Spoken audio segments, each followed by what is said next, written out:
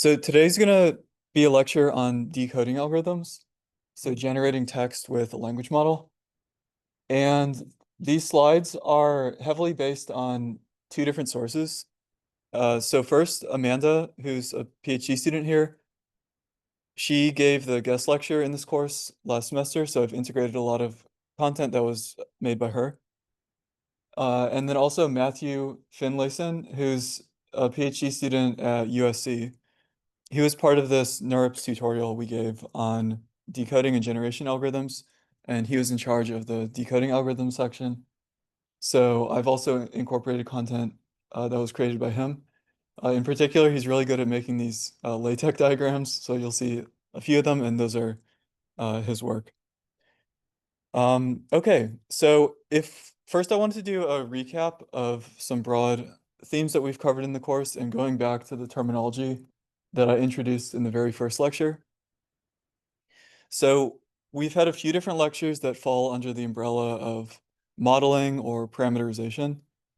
So let's say you're going to solve a task. Well, you have to decide what is your model for. Is it for classification? Is it for generation? Then let's say you want to build a probabilistic model, then one decision you can make is you can make it autoregressive. Later in the course, we'll see another option, which is to have it be based on diffusion. And then we had a few different lectures on the architecture that you then use to parameterize the model. So it could be a simple feed-forward architecture, be a recurrent architecture, or it could be a transformer. Then throughout, mixed into the different lectures, and sometimes we have an individual lecture on it, we've talked about various types of learning. So a few different times I've re-emphasized this idea of maximum likelihood and kind of next token prediction. We've also talked about pre-training and then fine-tuning. And throughout this, you usually have to consider what kind of data or what kind of supervision can you leverage in order to train your system. Okay, and so today's lecture is going to fall under this third category, which is called inference. And this basically says, let's say that you've chosen your model and you've learned all of its parameters, then how do you actually kind of use it to do things? In the case of language models, how do you generate text with them, and what are different strategies you can use? So that is going to be the theme of today's lecture. Basically, what are the kind of core algorithms you can use to generate outputs with one of these autoregressive language models? Okay, so there's three different parts. So first, we'll just go through the basic setup, and I'll kind of give a definition of this idea of a decoding algorithm. Then we'll talk about two different classes of decoding algorithms. And briefly at the end, talk about a really key technique for speeding up decoding when you're using a transformer model. Now we'll have two lectures, or no, we'll have one more lecture later in the course on kind of advanced inference strategies. So we'll build on some of these algorithms and look at ones that kind of generate like multiple outputs or generate really long outputs. And then we'll also talk about more about speeding up decoding. But I'll introduce an idea here that basically appears in any implementation you'll see. So I want to put it in this kind of first lecture on inference algorithms. Okay, so with that kind of overview of the structure, we can get started. So again, here we're dealing with these autoregressive language models, and hopefully this should be familiar by now. These kind of break down the process of modeling a sequence into these next token distributions. And so here, just for notation, for the full sequence, sometimes I'll just use the letter Y. And then if we're talking about a single token, it'll have a single subscript like YT. And so if we look at just one of these next token distributions, then again, it's giving us this probability distribution over next tokens. So here's the running example, which was created by Matt, and it's about Taylor Swift. So let's say that we have this input X. then here's our next token distribution. Then what we could do is we could somehow choose a token. Let's say we chose the token Ann. That'll be Y1. And then we get this new distribution over next tokens. Okay, so decoding, a kind of informal definition that's still useful, is just some strategy for choosing these next tokens so that we eventually end up with a full output. Okay, so when you think about this, we could kind of draw this huge kind of tree of different possibilities. This is just showing a few of the different possibilities, but it's basically saying, okay, at each step, we can select one out of any of the possible next tokens. Suppose that we select one, then we have the same decision here, and you kind of do this at each step. And you could see that you have to have kind of some algorithm for determining which choices to make, right? So determining which token you actually want to generate at each step. And so if you're going to design an algorithm that does this, you kind of have to ask, like, what is the actual goal? Like, if I'm going to make a choice about a token, then what is the choice being made for? And ultimately, if we want to generate a full sequence, then you have to think about, like, if you make these local choices about which token to generate next, how does that impact the kind of global choice, the kind of global sequence that you get at the end? Okay, so we're going to talk about two different kind of objectives or families of algorithms. So the first will be based on optimization, and the second will be based on sampling. And it turns out there's intersections between them, like you can use a sampling algorithm to do optimization. Um, and hopefully you'll see what I mean after we go through both of them. So the first objective for decoding could say, okay, I have this probability distribution. Why don't I try to decode or generate the output Y that has the highest probability or is the most likely under the model? Okay, so here we have this maximization, and it's saying over all possible output sequences, we want to find the one that maximizes this conditional probability. And what this corresponds to is, if you have a probability distribution, this corresponds to finding the mode. So the mode is just, the highest probability point on this distribution. Here, this is visualizing a continuous distribution, but of course these sequences are discrete, but it's kind of just conceptually showing you what this is aiming to do. And this kind of objective or this kind of decoding algorithm, it's referred to by different names. So first, it's referred to as a mode-seeking algorithm. And you could probably see why it's called that based on what I just said about finding a mode. And then second, there's this like fancier name, maximum a posteriori, or MAP. And this is kind of taking a Bayesian view. So it's saying that you have some prior, and then you observe some evidence. So that'll be the kind of input, X. And so now you have this posterior distribution over outputs, given your prior distribution and the evidence. And you're finding some output which kind of maximizes this posterior. Okay, so I think in a few of the other slides, I'll say like map decoding, and that's what I'm referring to. Just an algorithm that's trying to solve something like this. Okay, and so if we just remind ourselves of what this would involve, it basically involves going through this full space of output sequences and trying to find the one that has the highest probability. And the key challenge is that the space of possible outputs is really large, right? Because at each time step, you have the size of the vocabulary, number of different choices. And so if you have a sequence of length T, you basically have vocab size to the power of T possible sequences. So it kind of grows exponentially with the length of the sequence. Okay, so what we have to do in practice is use some kind of approximation.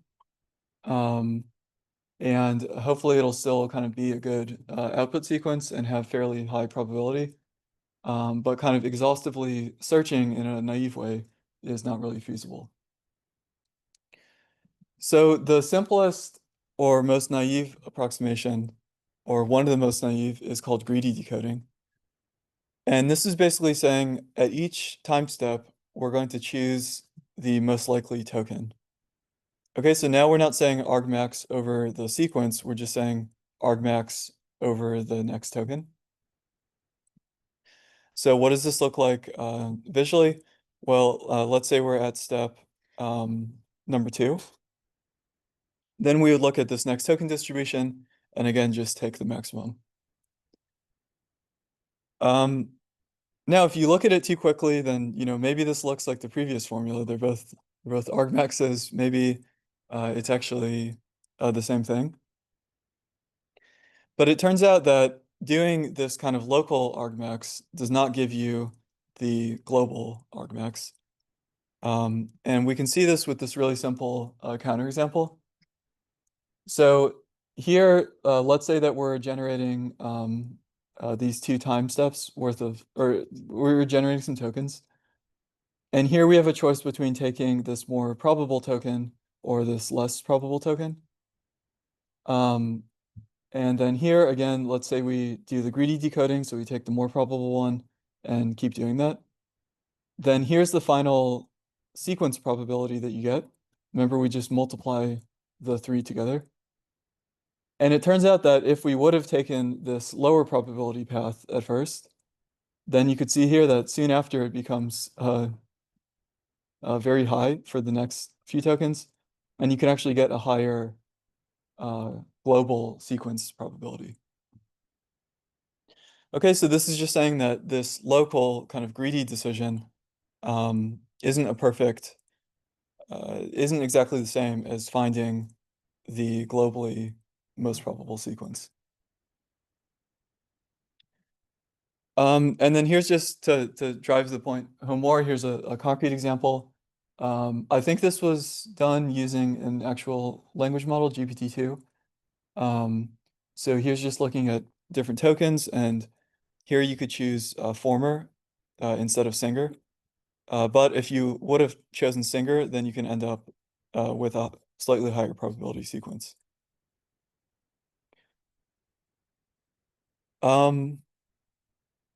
So also so we have this notebook, and it has different implementations. So here you could take a look at this. So here it's going to be based on this language model that we've used in other notebooks. It's really small.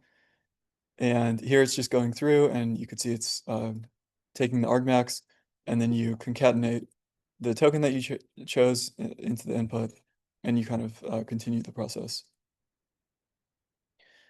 We'll get to this in a bit, but you could see it's very repetitive. And so we'll talk about that in a bit, but maybe it's a kind of a sneak peek. So any questions about this greedy decoding or stuff before that, before I move on to the next method, which is called beam search? It seems like intuitively pre-training should, to the extent possible, actually distill like these global objective components into like local choices. Like to what extent does like greedy decoding differ from the optimal global sequence? Well, so we'll see some examples with these kind of edge cases, like the very repetitive sequences. But I think another case that comes up is if one path ends up having really low entropy, whereas some other path, there's like multiple ways to phrase the sentence, for instance, then basically like this concept, which is expressed in multiple ways, might have higher aggregate probability, but then each individual path is lower. And you can actually go through the way that the next token probabilities are optimized, and it'll actually result in something like that.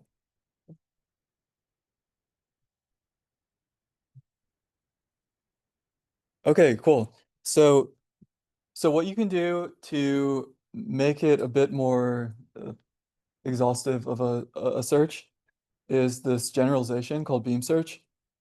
And so here we're doing it's this width limited breadth first search, and it's probably easiest to just look at an example. And the key idea is we're going to, instead of just going down one greedy path, we're going to maintain this beam of multiple paths. Um, so let's take a look at an example. So here, let's say we have a beam size of 2. Then here, what we're going to do is instead of just selecting this most probable one, we're going to select kind of both of them at once. And then for each item in your beam, for each prefix in the beam, you're going to expand them. Okay, so now we generate these expansions, and we again select, because our beam size is 2, we would select the kind of top 2 at this frontier. I guess maybe for explanation purposes, we could have set these to be different numbers, but you can imagine you have to break ties somehow if there are ties. So now our beam looks like this. And so again, we expand these, but we don't expand the other stuff. We again form the beam of the 2 highest scoring things, and you proceed like that. Okay, so now you can see in this example, it actually got over this issue we had before. Um, or it was able to kind of explore this alternative path despite the initial token having a lower probability. So that's the idea of beam search, and I'm just showing it as this diagram to write this in notation. It gets kind of um, tedious, but I mean it's not too bad. But hopefully you can see the key idea of beam search here. And when you think about it, it has these 2 different extremes. So if you set the beam to be of size 1, then it's actually just greedy decoding. Because yeah, you would just explore this one because it's the most probable, and then you would keep expanding and just explore the most probable continuation. On the other extreme, let's say we set the beam to be infinity, or if you want like the specific number of possible tokens that you've encountered so far, then this would actually be an exact search. Because you're really going over like every possible kind of prefix and maintaining the maximum. But the thing is that this isn't really feasible. Let's say you have 50,000 tokens in your vocabulary, which is like what roughly what some of these language models will have. And let's say your output length is 128. Um, then it's just a very big number, and you can't store all of these things in memory or kind of keep expanding things. It's just not feasible. So in practice, we treat this beam size as a kind of hyperparameter. And typically you'll see numbers like, 8, 16, 32, maybe 64. And you'll have, some validation set, and then you try the beam size number that either gives you the best performance, or if it's a kind of monotonic improvement, then you maybe make the decision based on the runtime or something like that.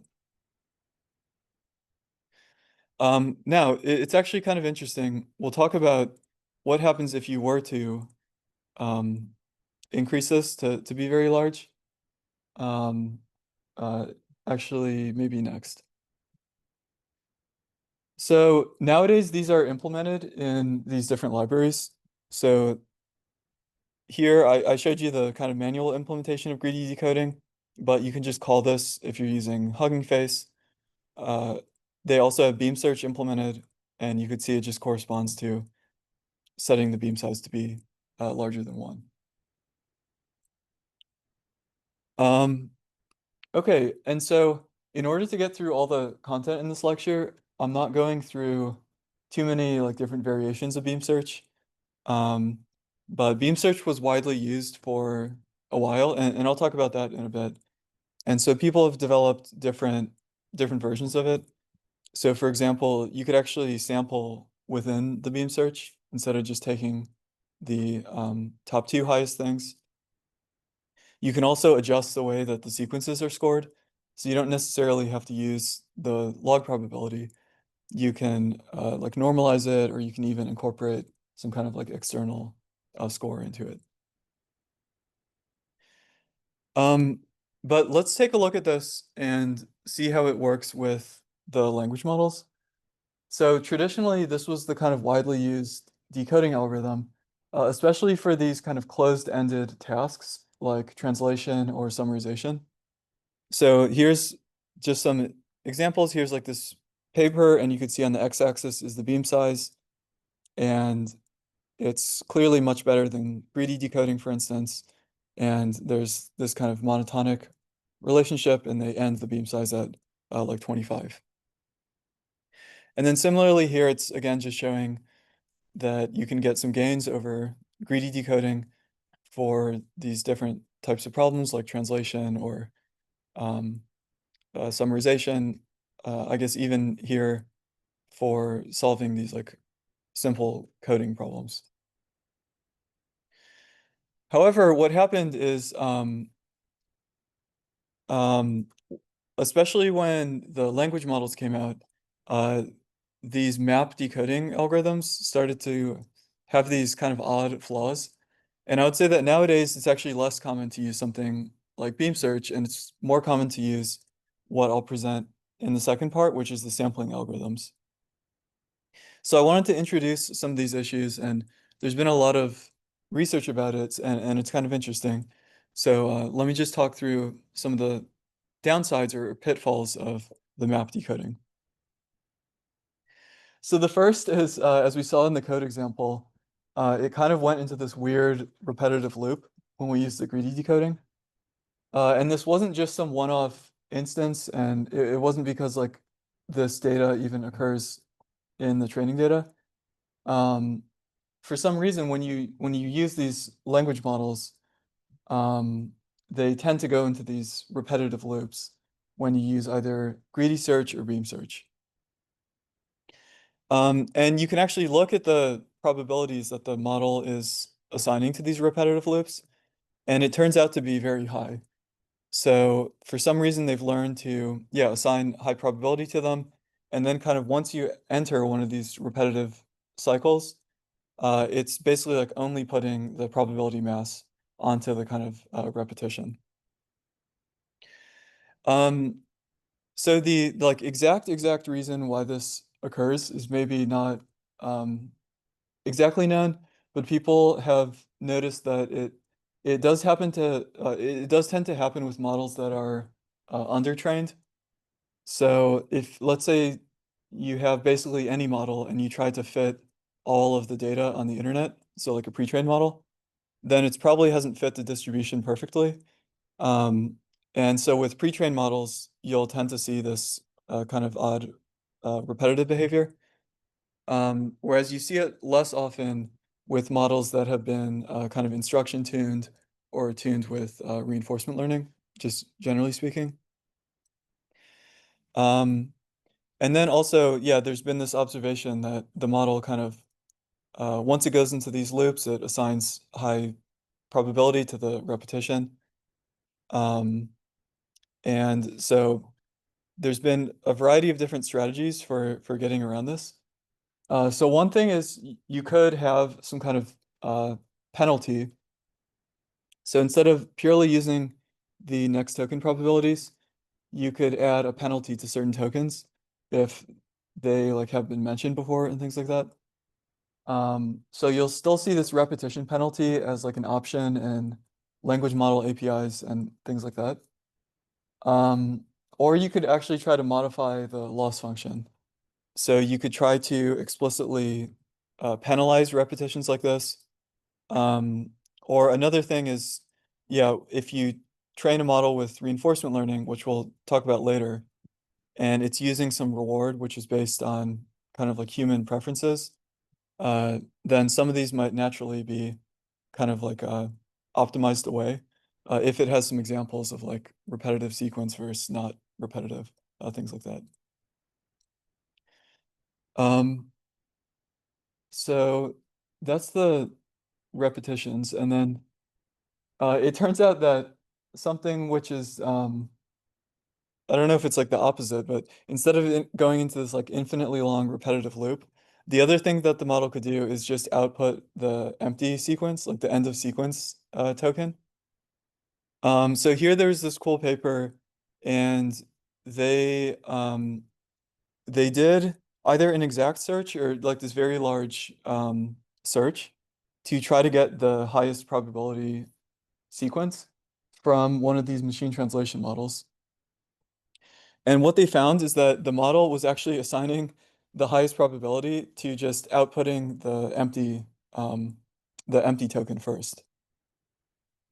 And so what they were observing is like, if you keep increasing your beam size large enough, eventually you'll get this performance drop because eventually it'll start just picking this like empty sequence. So again, you could try to like build in these kind of techniques to get around things. Like you could try normalizing by the length. You could change the way that you're scoring the sequences in beam search and things like that. But certainly it seems a bit odd if the model is kind of assigning high probability to this empty sequence.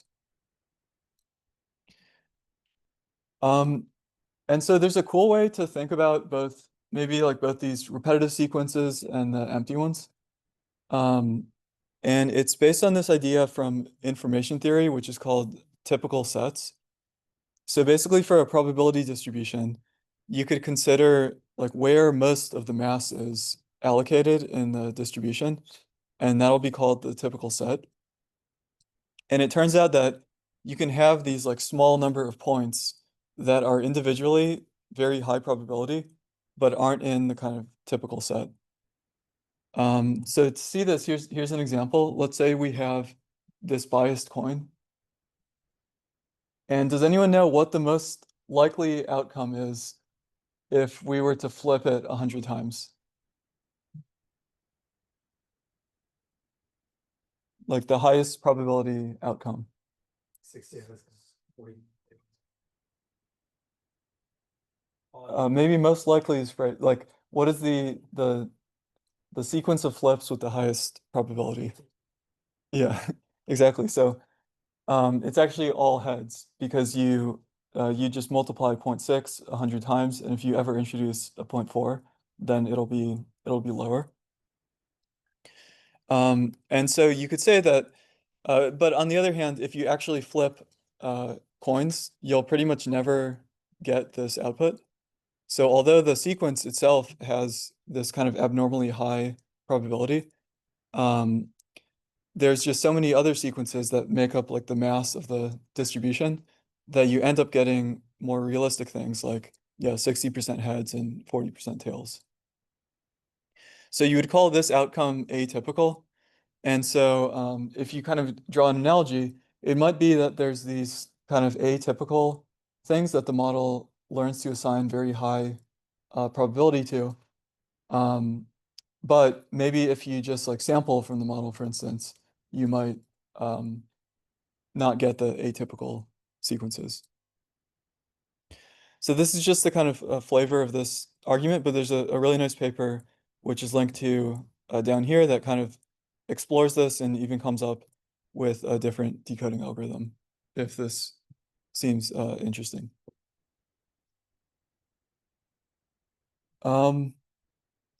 Okay, so we'll see that this issue of repetitions can go away by just sampling from the model. But then sampling will also have different trade-offs. And so next we'll go over sampling. But there's one other downside of maximizing the probability. So in general, you might think that like or in general, it's the case that something with higher probability might be kind of more reasonable than something with lower probability. Maybe aside from these weird edge cases like the repetitions.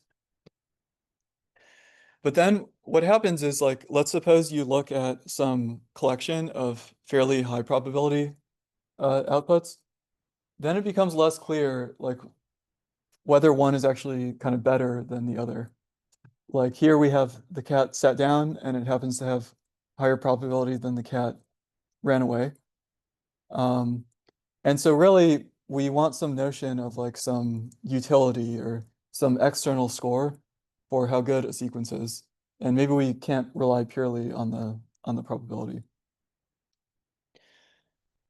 Another thing that happens with this is something I was mentioning before, which is oftentimes there's multiple ways to say the same thing. And so here, for instance, the cat sat down got the highest probability. But then these three collectively are kind of saying, instead of sitting down, the cat is running away. And so collectively, those have higher probability. So maybe we should be picking some sequence, like one of them from this group. But if we were to just search for the single sequence that has higher probability, we would end up choosing this one. Okay, so actually later in the advanced decoding lecture, we'll talk about what are called minimum Bayes risk algorithms, and they'll actually kind of solve or they'll address this problem. I just wasn't sure if we'd have time to put into this one. Mhm. I have one question. So when we train our model, we are training it using maximum likelihood estimation, right?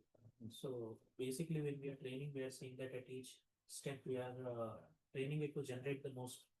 We are aligning the model probabilities to generate the best data. Mm. So like, but when we are going into decoding algorithms, we are saying that instead of using what we trained it for, we are sampling and we are doing something else. Yeah, yeah. So what happens is let's say that you have let's say what you're doing pre-training and you have the prefix the cat. Then what happens is like over the course of pre-training, there's actually many possible continuations. So it's no longer just maximizing the probability of one continuation. Um, it has to kind of allocate the probability across multiple. So the loss will go down for ran away, and then in pre-training it'll see the cat sprinted off, and so then it'll equalize. And so over time it actually has to kind of spread the probability mass. Yeah. Mhm.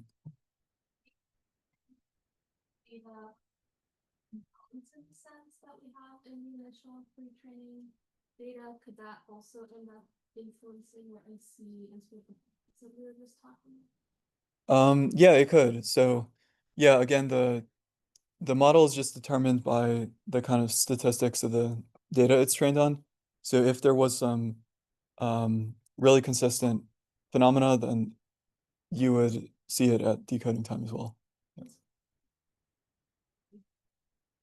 We just assume the corpus is large enough that is Yeah, I guess like nowadays when you're using the language model for different tasks, it usually has undergone the second stage of fine-tuning.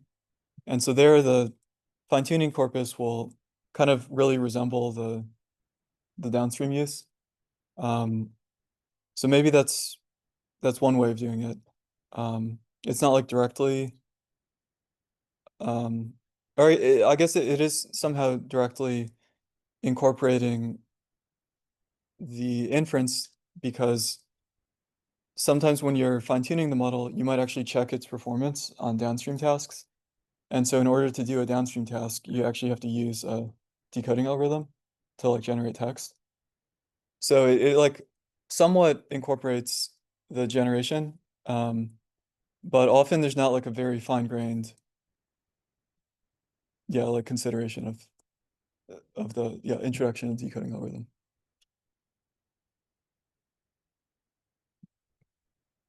Okay. Um, and so potentially we often want outputs that are kind of likely but not maximally likely. Um, And so for that, we can talk about the sampling algorithms. So now if you look at one of these LLM APIs, the ones that have the kind of interactive playground, or you can look at the parameters to the API call, pretty much all of them will have these parameters for sampling. Not all of them will have parameters for beam search. And here's just one example. Here you could see temperature, top P, and top K. So we'll go over all three of these. But all of these have to do with sampling. And so visually what's happening now is we have this distribution, and it's like you're flipping a coin and you get some outcome. And so the outcomes will be different sequences, and they'll be kind of proportional to the probabilities, but you're not necessarily going to get the most likely one. Every so often, you might even get some really low probability output. So the most basic form of sampling, it's often called ancestral sampling. And this name comes from the fact that you could view the autoregressive model as being this kind of directed graph. And so here you're kind of starting at the top, and then you go like token by token and sample from it. And so here we're sampling from the model's next token distribution. So for instance, here, now we're looking at the second step again. Now you have this distribution, and when you sample from it, you might get the highest probability thing, but then if you sample again, it's kind of stochastic, and you might get something different, and so on. And it turns out that this, with the autoregressive model, doing this kind of step-by-step token level sampling is equivalent to sampling from the full sequence distribution. That's just like a property of the autoregressive model, because we're using this chain rule, and the chain rule just has this kind of equality. So this is really nice, because now we can get these kind of full sequence samples. I wanted to just explain what I mean concretely by sampling, just in case it's not clear, or you haven't seen it before, or just as a review. So here, each one of these next token distributions is this categorical distribution over each item of the vocabulary. Oops. So let's say our vocabulary is right here, A, B, C, D, E.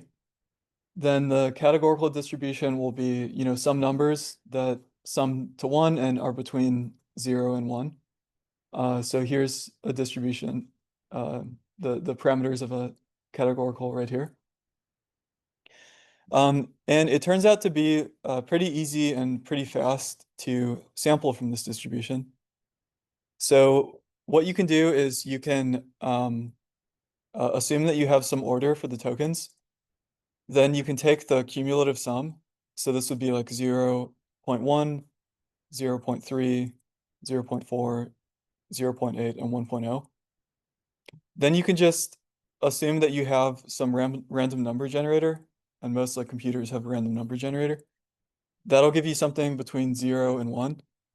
And you can just look at which position that random number lies, and that will be the sample from the distribution. So again, if you haven't seen it before, like want to convince yourself more of this, here's actually implementing it. So you can use like a linear search or a binary search, and then you can run this, say, 100 times, and you can see that the kind of empirical distribution that you get starts resembling, as you sample more and more, this true distribution that's determined by the parameters.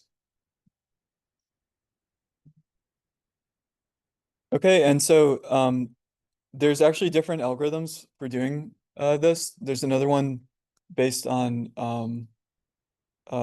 what's called the Gumbel distribution. So I'm not sure exactly which one is implemented, but nowadays this is just a this sampling is just standard operation in these different libraries. And so again, the nice thing here is that we've reduced the problem of kind of sampling a full sequence into these really kind of efficient next token samples.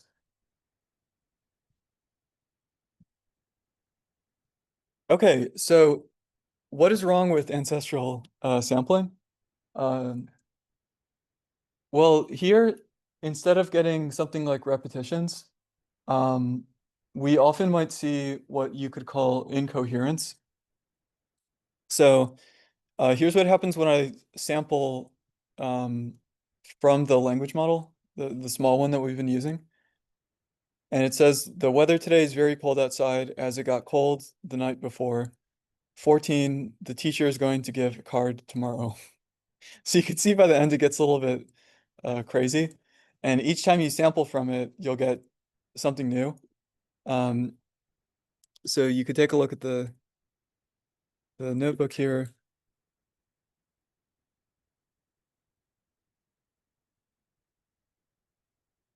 The weather today is not like the low, cold Sultana blasting that was in 2006. Instead, it is sunny and bright. Absence thereof mitting weather. See, it always gets a bit, something's a bit off. So yeah, maybe there's not a formal definition of incoherence, but maybe you can you can kind of see the difference. But you could think about this a bit more formally, like what might be happening. So first of all, you could consider what's called the heavy tail. So for each one of these next token choices, there's like many different choices. Let's say we have like 50,000 next tokens.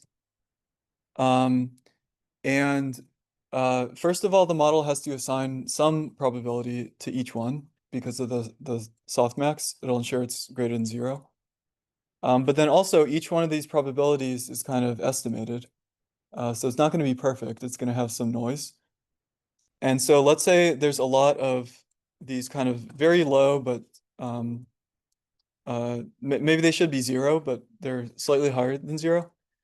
Then if you add together all their probabilities, then collectively there's a kind of non-trivial probability of sampling one of these kind of bad tokens, let's call them. And then what happens is you have some probability of sampling a bad token. And then we do this multiple times because the sequence is more than one token.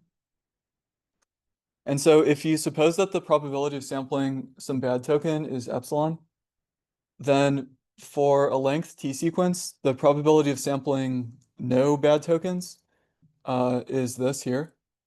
And you could see that this basically decreases exponentially in the length of the output. So let's say you have like a 1% chance of sampling a bad token, then in a 128 length sequence, the probability of no bad tokens is 27%.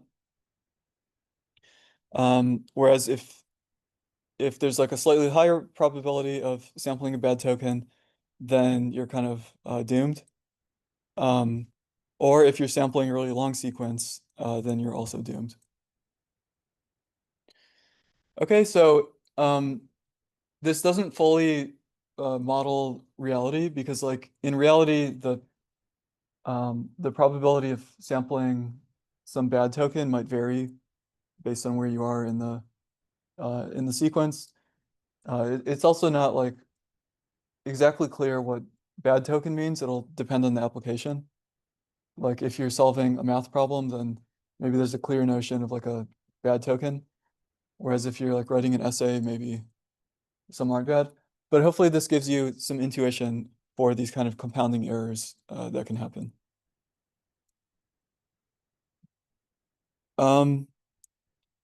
So before I talk about the mitigations, anyone, let me pause for any questions. Mhm. Always to find the most likely sequence, and so is the goal for sampling then just to like approximate the trivial interaction and you don't know as much about getting the most likely sequence. Yeah. So they're slightly different and they're slightly overlapping. So yeah, for sampling, you're just trying to yeah, produce sequences like proportional to the model's distribution. And you could imagine using a sampling algorithm to do optimization. Like you could draw multiple samples and then take the maximum, and that's an optimization algorithm. But yeah, in practice, there's been these like algorithms specifically designed for the optimization, like beam search, and they're of a kind of different flavor, they're more discrete, kind of search based. Yeah.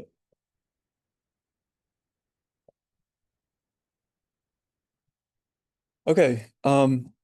So one workaround is to use one of these, they're called truncation strategies. So it basically says choose some like position in the next token probabilities, and then just set everything below that position to 0, and only sample from these kind of high probability tokens. So there's different versions of how you choose this kind of line. One version is called top K sampling. So here, yeah, you set a number, like let's say 5. You set all of the probabilities that aren't in the top 5 to 0, and then you only sample from these. So can anyone think of downsides to doing this? If the distribution is really narrow, then might not even have 5 samples. Mm. So you might want to like only look at like 1 or 2, or like if your distribution is very broad, you might want to look at more tokens. Yeah, exactly. So it can maybe like one way to look at it is the choice of K somewhat depends on the shape of the distribution. Yeah. Also depends on the vocabulary size, so like 5 of the 100 is. Yeah, exactly. Yeah.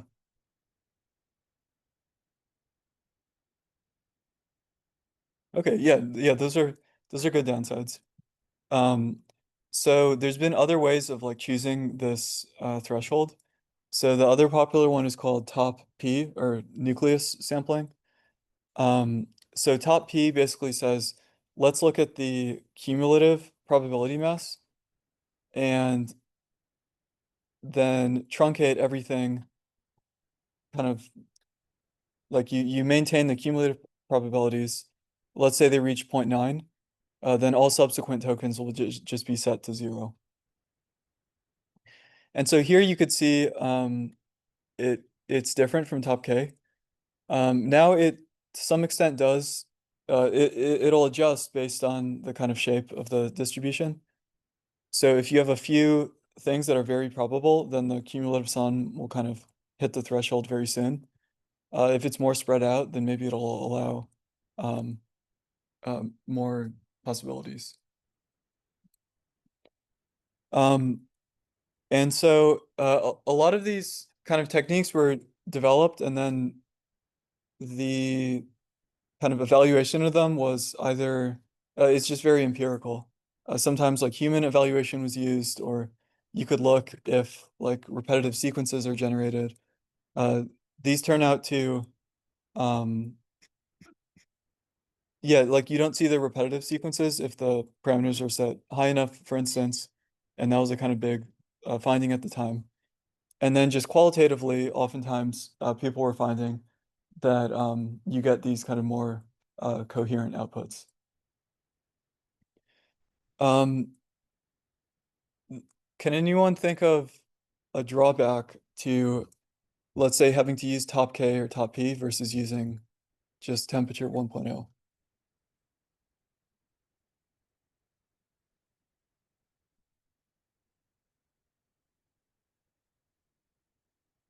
Okay, well, first you have to introduce this new hyperparameter. So you now have to choose whether you use 20 or 0.9. And then second, maybe it's not necessarily a drawback, but it's just something interesting to think about. Like, let's say that you had a perfect language model, then the question is like, why would you actually need these at all? Like, so maybe the goal should be to just learn a better model, and then possibly we don't need these kind of heuristics that are added on after. But like I said, in practice, you kind of have this trade-off between, okay, the model is what it is, and we want to use it. And so if we do get more coherent outputs, then we kind of add on this strategy afterwards.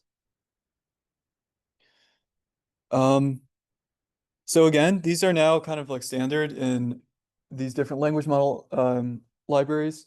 And there's also a simple implementation in the code notebook. And as you probably saw from your homework, there's other strategies like epsilon sampling. So epsilon sampling is sampling things that have probability of at least epsilon. And there's been other ones like ones based on the entropy, or there's a whole variety of them.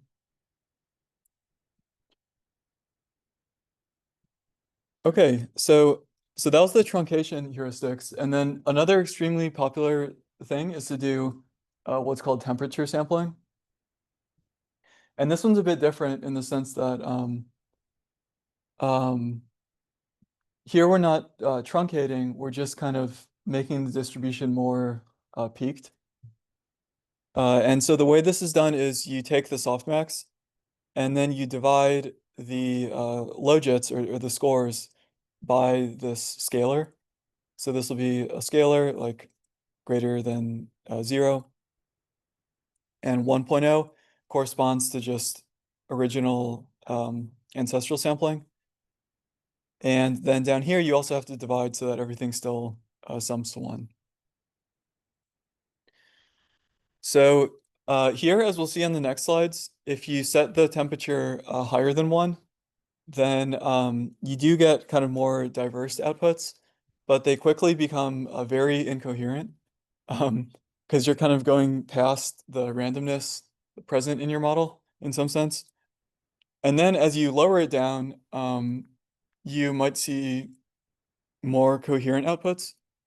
But then what happens is as this goes to 0, then it's actually just like concentrating all the mass over the maximum, and it ends up being equivalent to greedy decoding. So you'll see repetitions if you set it too low sometimes. Okay, so here's a little visualization. Let's say this is our unaltered distribution. Then again, making the temperature smaller will kind of concentrate the mass more around the mode. And making the temperature larger will make it kind of more uniform. And then you can try this out. You can try other values in the notebook if you want.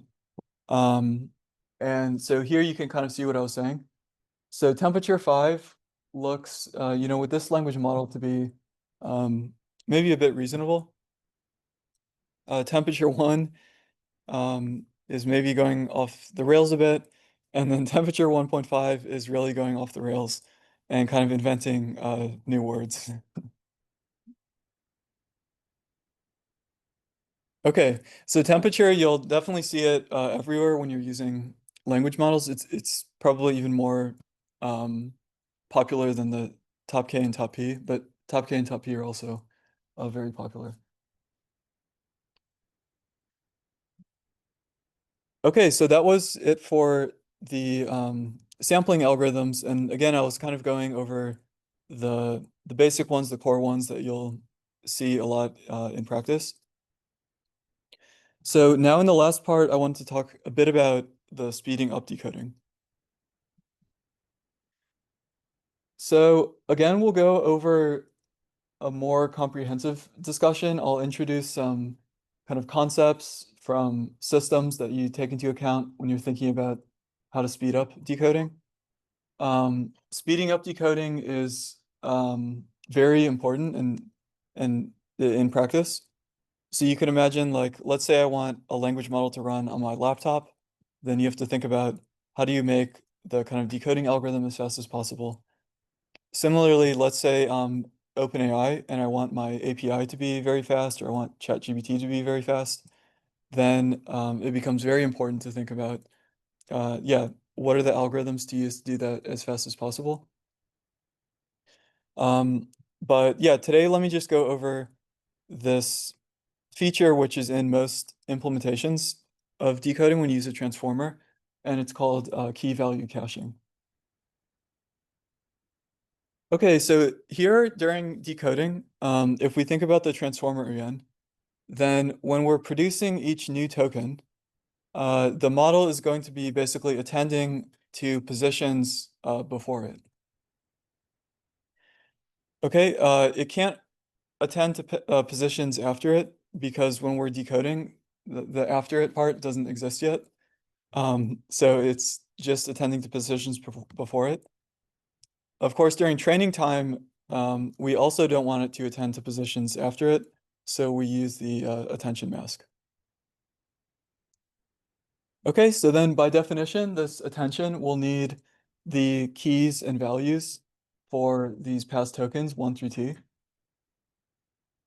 And the kind of insight is that if you consider doing multiple steps of decoding, then there turns out to be a lot of repeated computation. So at the first step, you have the key and value for position 1. Then let's say you're decoding the second token. Well, now you need, again, the key and value for position 1 as well as position 2. For the third step, you again need these first two. And these are kind of redundant computations. And so the idea of key value caching is to basically store the previously computed keys and values.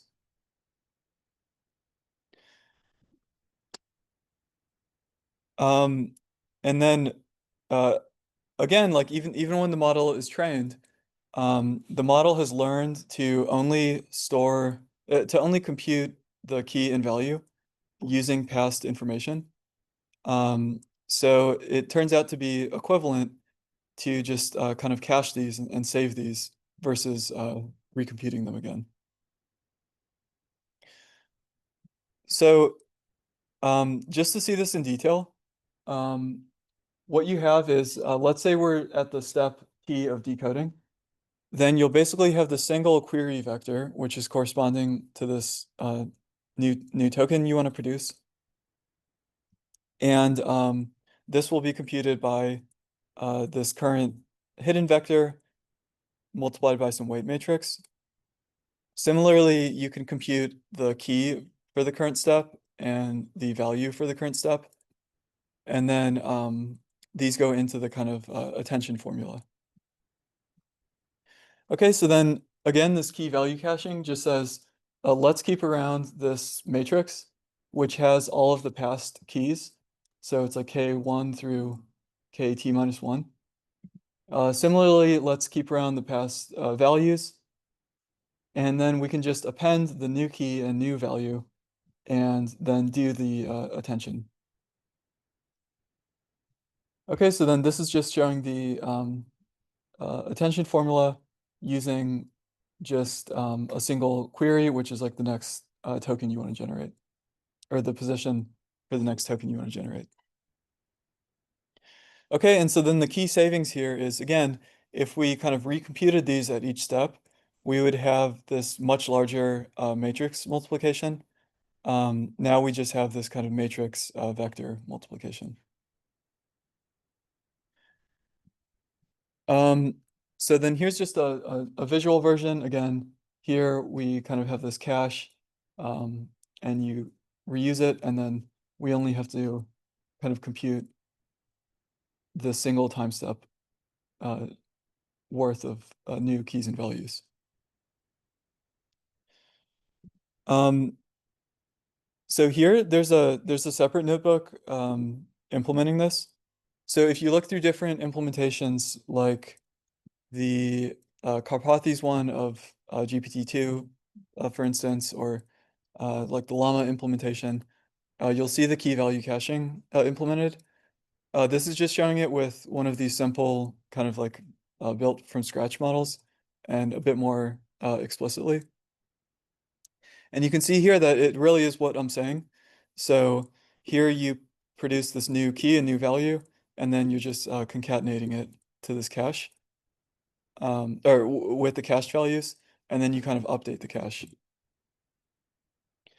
And then you can, without even training the model, you could just start generating with it and compare the speed. And you can see here that basically, like as the sequences are getting longer, you're starting to get these huge speed ups. So here lower is better. This is the time on the y-axis. You can get these huge speed ups by using the caching. And then again, the outputs should be, as long as you've implemented it correctly, should be kind of exactly the same um, due to yeah, what I showed on the slides. Okay, so it turns out that there's actually more to the story, and we'll go into it in the next lecture. So it turns out that the trade-off is now you have to do a lot of memory accesses, so either writing to memory or reading to memory, and that'll actually turn out to be a really big bottleneck in practice. And so that'll be a kind of huge focus of attention for methods that are speeding up the decoding in practice. But we'll get to that later.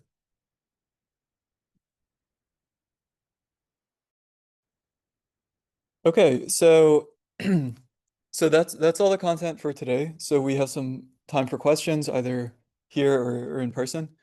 So we went over the kind of core decoding algorithms. We talked about the ones based on optimization, ones based on sampling, and then went over one of the key techniques for speeding up decoding. Okay, thank you. Or I'll take any questions. If there aren't any, then you can come in person. Mhm. Yeah,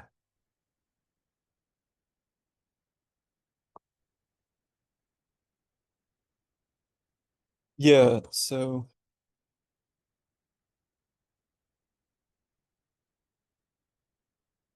okay.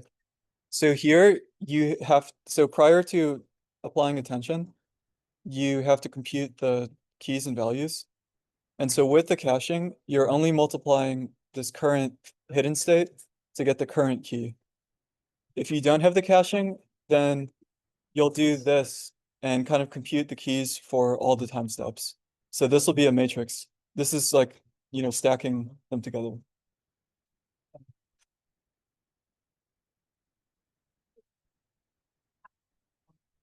Yeah, exactly. So you do have something that's still growing with the length of the sequence. Yeah.